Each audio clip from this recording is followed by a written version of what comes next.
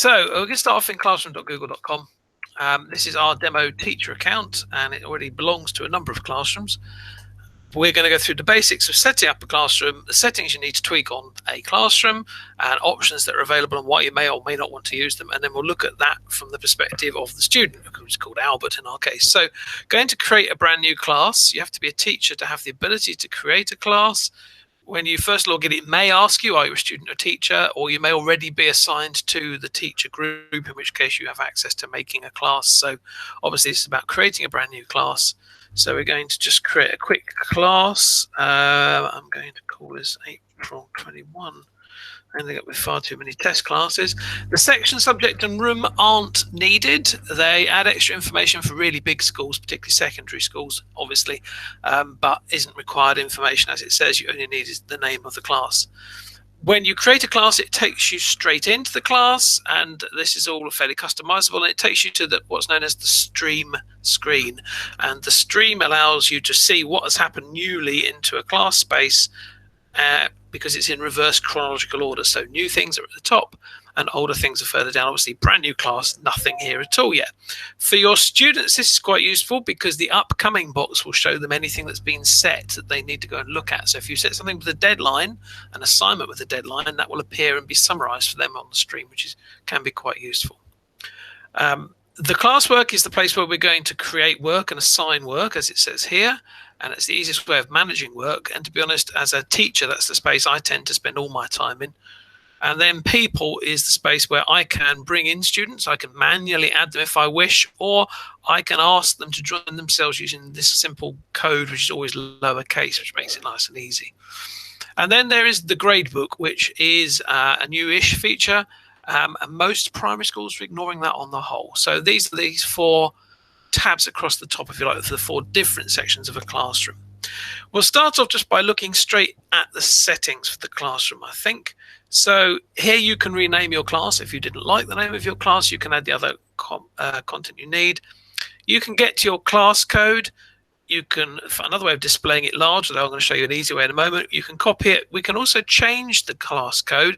We can also disable it to stop other people joining the class if we wish. Again, that's much more of a thing that secondary schools feel they need. The stream has a space at the moment where people can post and comment, and by default it's set so students can create brand new topics and can reply to each other. So it's very much a chat space. In a physical school environment, I tend to disable that because it's just a distraction. However, we're finding with remote learning, lots and lots of students and pupils are finding this very valuable to better have a space to chat. But it may be that you want to restrict the times when they can do that. So you have three options here.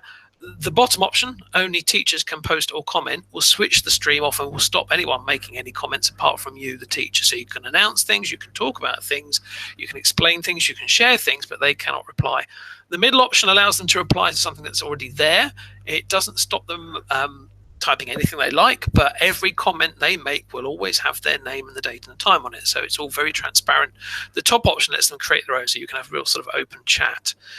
I say I tend to leave it set at this setting because I'm happy with that, but I know there are spaces where actually it's quite nice for students to be able to chat, and some people are doing this as their part of their normal classroom. Some schools have set up separate classrooms especially for pupils to chat in and have this open at maybe break times or lunch times so that they have some space to chat amongst themselves. Notifications are the things that happen. So when I post new things, things appear, and again you can limit down how much details you want for that. Deleted items makes it easier for you to reuse a classroom, and Guardian summaries are available. Again, not many schools are using this yet, but it's a way of bringing in parents via their email, and they just get a summary of what's been sent to them. So they can't see any work, they can't see any other children, they just get a summary of these are the things that are available now.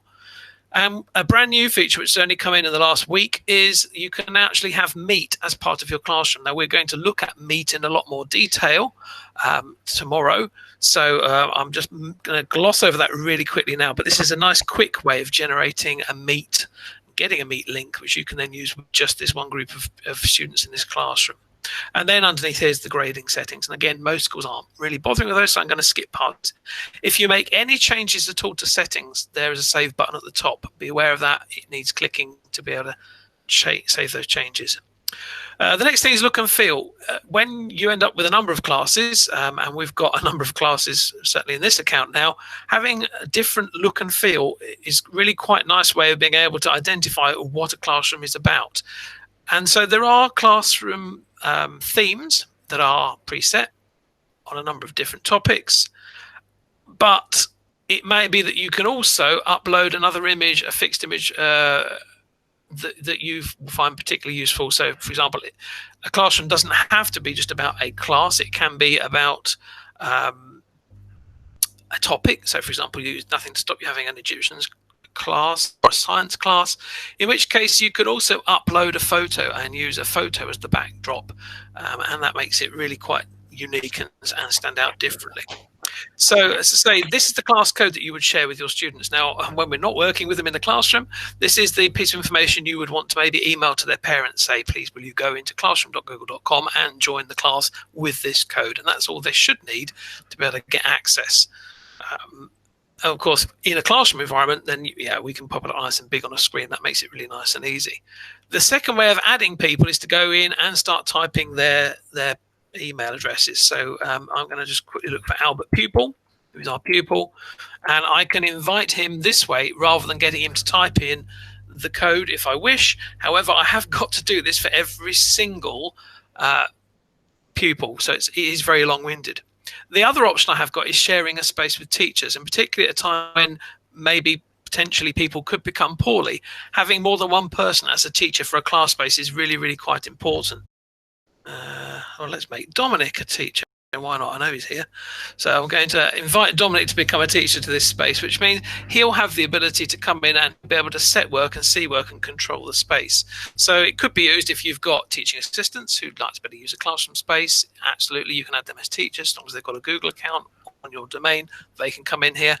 Most head teachers like the overviews. They like to be added as a second teacher or third teacher into a space so that they can have the ability to be able to pop into classes. Certainly in the schools I'm working in, it's sometimes useful for us as 1, 2, 3 people to have one of your accounts and to be able to get in and to be able to have a look at a classroom space. If there are issues, we can troubleshoot things much more easily. So the people's quite an interesting thing. So look and feel, some quick settings, and then this is our stream, and of course nothing's here because I've done nothing. So really quick overview.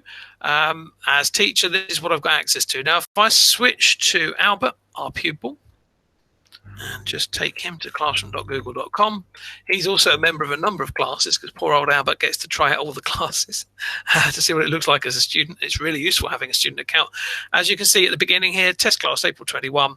He's been invited to join that class. If I hadn't been invited, if I hadn't had the email address typed in, I can go join class with the plus button at the top and pop in the class code. So it's really easy to join classes. So let's take Albert into the test class. And at the moment, the test class is as you'd expect it to be. Albert can see the stream. He cannot add anything to it because if you remember, we said that only teachers were going to be allowed to do that. So he's great. He's reading it only.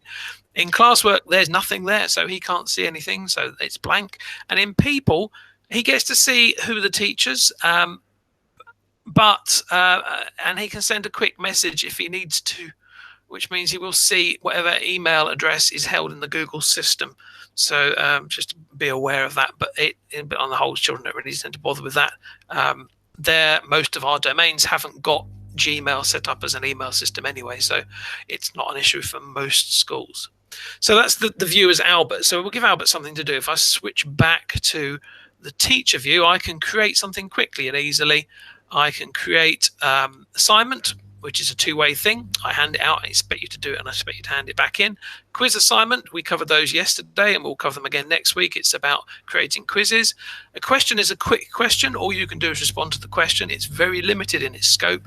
Material is a one-way thing. So a web link, a PDF file, a link to a video, all these things can be shared as material. It's a one-way system. And then as a teacher, I can reuse things that I've had before. So I can bring back things easily. And I can manage topics, which is how the page is split up to make things nice and easy for me.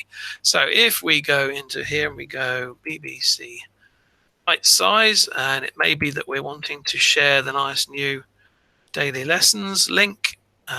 Here we are, daily lessons link. I would find the page I wanted and I would copy the URL, the link, and then back in my classroom, I could add this as material because it's one way, and share that link very easily. And go add. And when I add content as material, I can add an existing file that I have in my Google Drive. I can add a link, which is what we're obviously going to do. I can add a file if it's working from my own PC. I can upload a file from a memory stick or from my physical PC. And I can add a YouTube link as well. So let's go link for the moment and paste in my lovely link. And that will immediately pull through a little thumbnail so I can double check I'm in the right place. And then over on the right hand side of the screen, I can add topics so we can make things nice and easy. So let's categorize things, remote learning. And I can also change class. If I've decided I want to add it to several classes at once, I could add actually this resource to a number of different classes at once. That's a fairly new feature. I also have the ability to differentiate. At the moment, Albert's the only pupil in my class, bless him. But if I had more students, then yes, I could untick the all students and say, okay, this resource is just really for a few people, and tick who it's to go for. I can also plan ahead. So rather than posting it immediately available, I can schedule it so it will appear at a specific date and time, which can be really, really quite helpful if you're planning as a teacher.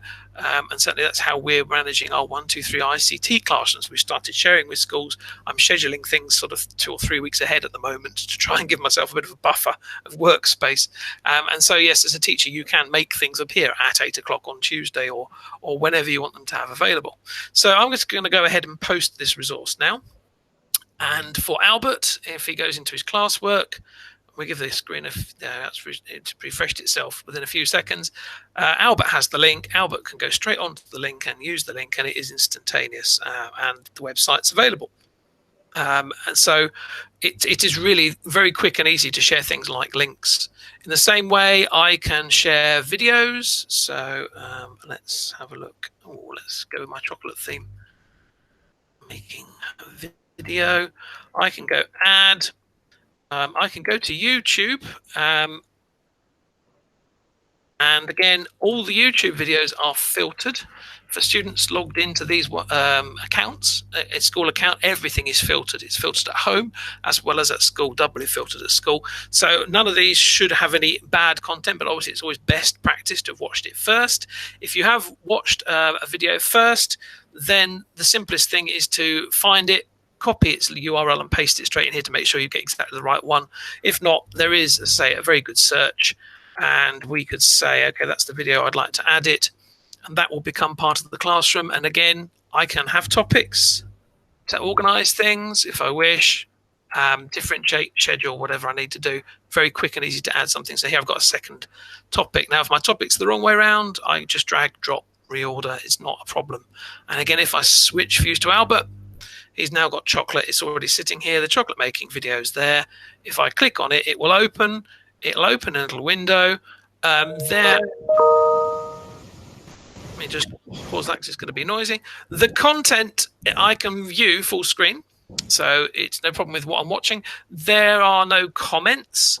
There are no next rolls, but you do tend to get embedded ads if they're part of the actual video sometimes, and it will often still option to show you more videos, but you don't get all the comments and the other bits and pieces. So it's quite a nice way of safely sharing YouTube content with students. So that's really sort of a quick overview of adding material. Assignments are a two-way process, so you'd expect to hand something out to get something back. The quiz assignment, as I say, we mentioned yesterday on yesterday's session, we'll repeat that again on Monday, because I think it's quite useful to be able to go through quiz assignments, and we can actually embed videos as part of that, which we'll have a look at again on Monday. But a basic assignment is just handing out something to have some work done. And to do that, you need to have the thing to start with. So because we are in a Google environment here, the best thing is for you as teachers to prepare your resources in Google to be able to share with the students so that they can work in Google. And that's one of the things that we're all getting a bit used to.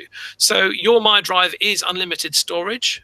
You can share things like Word documents with students, but the sharing doesn't always work. Sometimes it throws errors. Sometimes it won't let them edit. So by far the safest way is to have created resources using the Google tools: Google Docs, which is compatible with Word processor, Google Sheets, which is compatible with Excel spreadsheet, Google Slides compatible with PowerPoint, or any of the other Google resources like Forms and Drawings, etc. They're much the safest thing to share with students to make things as trouble-free as possible. So I'm going to just quickly create a Google Doc. Of course, Google being Google, it's everything slightly reversed. My Microsoft brain tells me you start up Word, you create your document, you save it, and you tell it where to put it.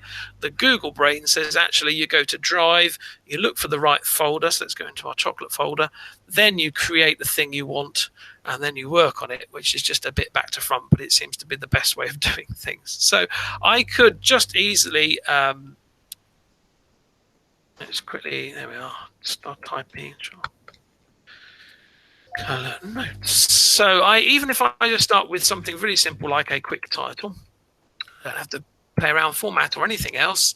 It's called untitled document. Don't like that. Click up here, it automatically pulls up a name and it saves it. So that's really quickly and easily. But having this document to now share in my classroom is going to help make management an awful lot easier for me. So I'll go create assignment, chocolate notes. And I could give some instructions, watch the video and make notes here. And then I can add something I've just created in my lovely Google Drive.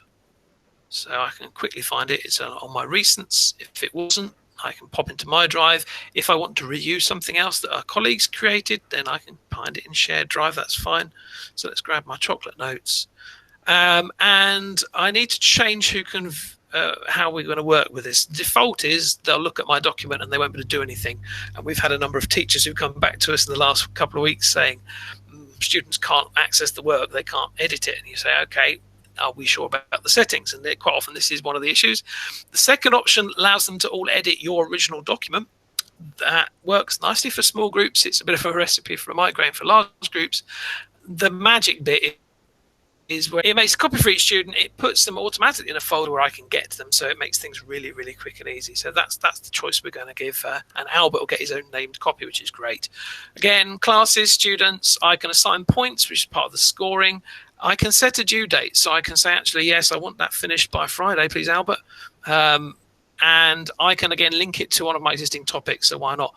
I can also stick in a rubric if I want. That's another new feature. We're not going to look at that today. And originality reports basically just checks what they've written against the internet and sees what they've copied and pasted, which is, again, much more secondary, but it's still quite a nice, interesting thing. And, again, I could schedule or I can just assign it. So let's just assign that one for Albert right now. So that piece of work has been assigned to Albert. If I change views to Albert, he should have in chocolate one called chocolate notes, and it may be that I want to rearrange things so he watches the video, then he sees the notes, and again I can reorder, drag and drop very easily.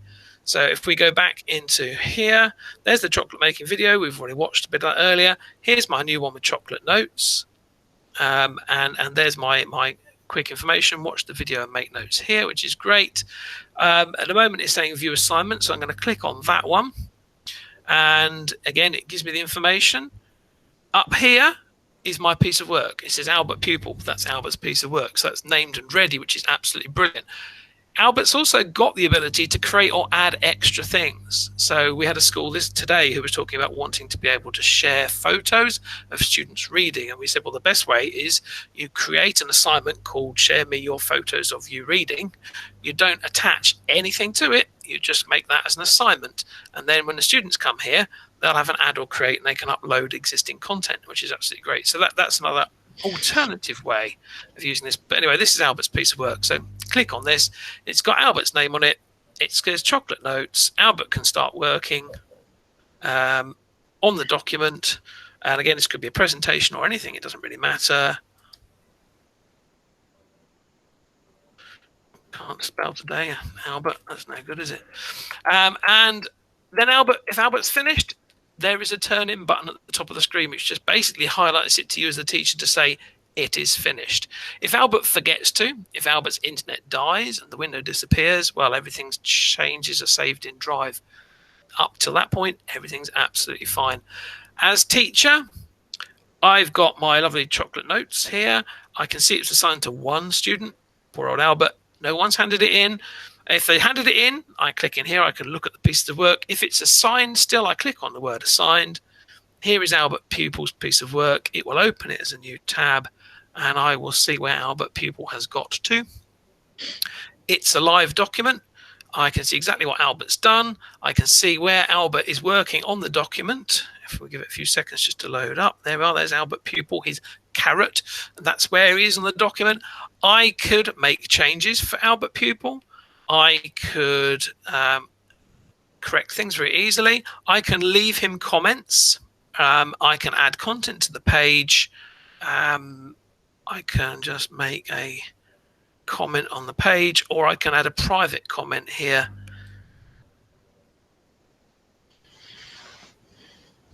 And that information, again, is instantaneous for Albert. So if Albert happens to be working on that document now, Albert will see that there are some changes that have been made, and some who made the changes, and to accept it, Albert just clicks the button and his work has been improved, and you can see where it's been improved and by who. Those comments are available. They're available on the earlier page. So we have to go back to our chocolate notes page to see where the piece of work was set, where the comments are. And again, Albert can reply to them. If he's got a question, there's some query, something he wants to ask, it's very quick and easy. And so from this page, if Albert's finished, he can click turn in. Otherwise, if he's forgotten to, he can do it from this page. Absolutely. Hand it in. I've finished. It will be submitted. Great. And then that, as the teacher, then becomes one of the submitted pieces of work. So if we change back to my teacher view, we'll close the lovely document we were looking at, and we'll go. You can see now it's moved into the turned in section. So I know Albert thinks it's finished. So it's quick and easy to share resources, videos, links, PDF files, anything like that. Setting assignments is brilliant because it just manages it all for you. If you then get to a stage where everything's a bit cluttered up, you can go, okay, lovely, I've finished with that assignment. Let's just get rid of it. Grades and comments will also be deleted. Is an issue unless you've saved those out. That's entirely up to you whether you want to just keep them in there and just move them to an archive section, because that's the other alternative, is to say, actually, we'll have a new topic called archive, and we'll add it to the bottom of the page. And when we've finished, let's move my archive down. There we go. And when we've finished, we can move things into the archive section. So that's, come on, there we go. So that's another option. So you can rearrange things and organize things, or you can, as I say, just choose to delete things.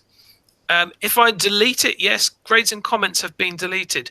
However, as teacher, I've got access to the class drive folder. Albert doesn't. If we take Albert back out of that piece of work and into classwork, he does have access, but he has access to his own work. So he'll see his own work, but he won't see everyone else's. So Albert has, there we go, Albert's chocolate notes, different versions of it, because it keeps different versions depending on edits that were made, which is absolutely wonderful. I can go back to look at earlier versions. Me as teacher, I've got access to the class drive folder. When I open that, it will show me all the different pieces of work in folders. So there's chocolate notes, and in chocolate notes, there will be Albert's piece of work. So I can get back to Albert's piece of work, and it's got multiple versions because, again, the different changes that were made by me, by him. So it's the work is there, even if the assignment has been deleted and doesn't exist any longer. So in a nutshell, that's the basics for Classroom. My stream has changed over the time we've been working because, yes, I added a video. I added BBC Bite Size. I added the extra piece of work. We've just done the assignment, and of course I've deleted it, so it's gone off the stream already because it's gone. And I can add some news as well. So I could say, please watch this, go to this link, whatever. It's very quick and easy to add things to the stream as well if you really wish to get some news out there.